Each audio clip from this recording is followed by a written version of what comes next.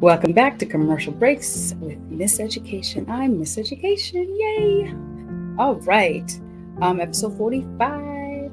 45. Um, Last week or the week before, a friend and someone who watches this every episode, every Monday on her way to work. It's so funny. We work together. So every Monday she comes up to me. She's like, Jen. But so last week she came to me with a very concerned look on her face. She's like, we need to talk. And I'm like, oh, okay. What's up? And let me tell you, this is the same individual if you've watched in the past.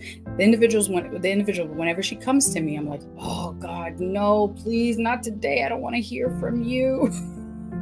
I don't want to hear it. I don't want to do it. That's who this person is, right? And she's also the person where I literally have a letter that she wrote me my first year. I have it thumbtacked to the wall above my bed. This is a really, really cool woman, right? So she comes to me, she's like, Jen, we need to talk. I'm like, okay. She's like, are you okay? You know, in essence, I'm like, what are you talking about? She goes, your episode. And I'm like, oh, which episode? Because here's the thing, like I said, I do not edit, and I do not rewatch these episodes. So if you come to me and be like, Jen, episode 23, I have no idea what you're talking about. Okay. I don't remember what I said, so she's like, the episode. I'm like, oh, this is what I do. I act like I know what people are talking about. So I'm confessing right now. I act like you know what you're saying. Like I act like I know what you're talking about. And then you keep talking and I figure out what you're saying. So she was talking about the episode 40 something where I'm talking about how, here's the thing. I don't even remember saying this stuff, but I guess I said it, where I talked about, wanting to harm myself when I was younger. And, even as old as being in my 20s and 30s, I had, is it SA? SI, self-injurious behaviors, whatever. And so she was like, she's like, Jen, not you. You don't come across that way. And people tell me that all the time. I know it. I don't come across that way. But it's my story, right? It's my history. And she's like, are you okay?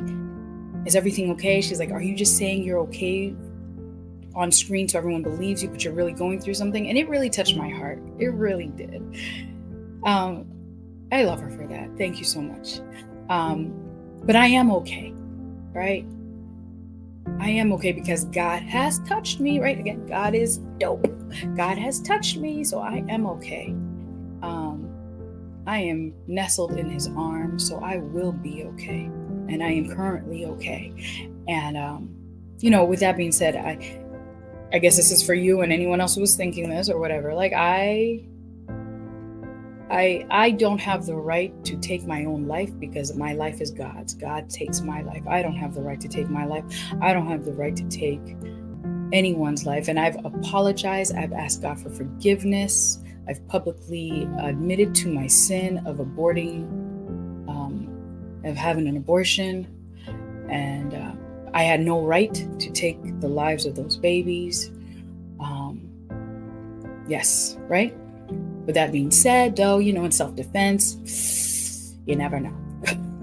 I hold the right in self-defense. But I entitled this one 2 Samuel 22, 7-20.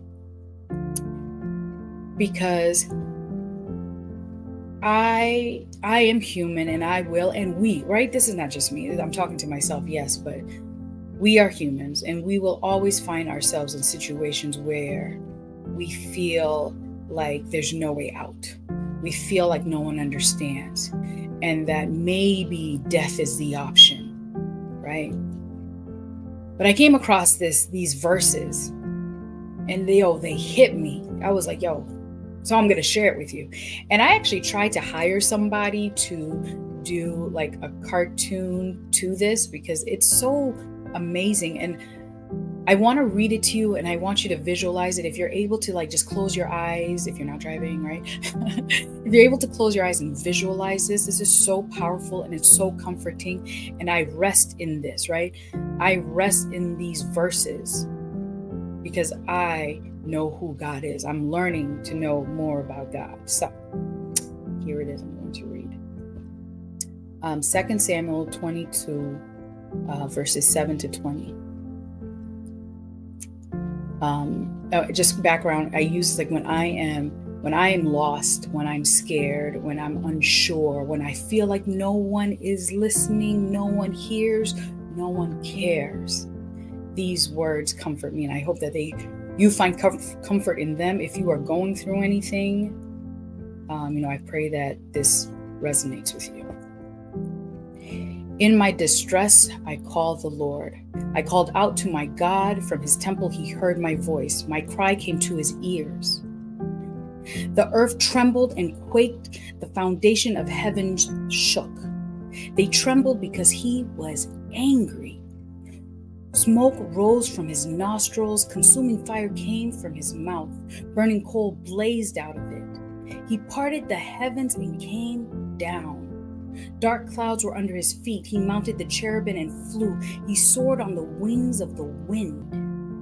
He made darkness his canopy around him, the dark rain clouds of sky. Out of the brightness of his presence, bolts of lightning blazed forth. The Lord thundered from heaven. The voice of the Most High resounded. He shot his arrows and scattered my enemies. With great bolts of lightning, he routed them. The valleys of the sea were exposed, and the foundations of the earth laid bare at the rebuke of my Lord, at the blast of breath from his nostrils. Y'all check this out. He reached down from on high and took hold of me. He drew me out of the deep waters. He rescued me from my powerful enemy, from my foes who were too strong for me. They confronted me in the day of my disaster, but the Lord was my support. He brought me out into a spacious space. He rescued me because he delighted in me. Yo, how dope is that? Literally, yo, like it's like, I know my husbands hate when I'm yo, dope. It is what it is. I'm me. When I am on my knees and I'm having a conversation with God, when I'm in the car and I'm driving, talking to God, pouring my heart out to God, I visualize this. God is like, stop, everybody stop. I'm coming down with lightning. I'm coming down with the clouds on my feet. I got a bolt and I'm throwing it down. I'm spreading the oceans. I'm bearing the seas. I'm coming for you, Jen. So you just hold on. Oh, here we go. You know I do this. Here we go, Jen. I got you. Nobody's going to touch you unless I say so. And if I say so, I promise I got you and I will hold you into. When you come out of it, it will be for my glory. That is the God I serve. That to me is amazing. That God would stop it all for me. You know what I'm saying? Like all for me.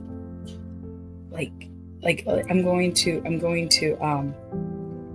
read that again, this part, because it just, the earth trembled and quaked, the foundations of heaven shook. They trembled because he was angry. You were angry at my enemies. Like, how dare you touch my girl? How dare you bother her? I'm gonna show you who's boss. Okay? So you were angry. Smoke rose from your nostrils like consuming fire came from your mouth. Dude.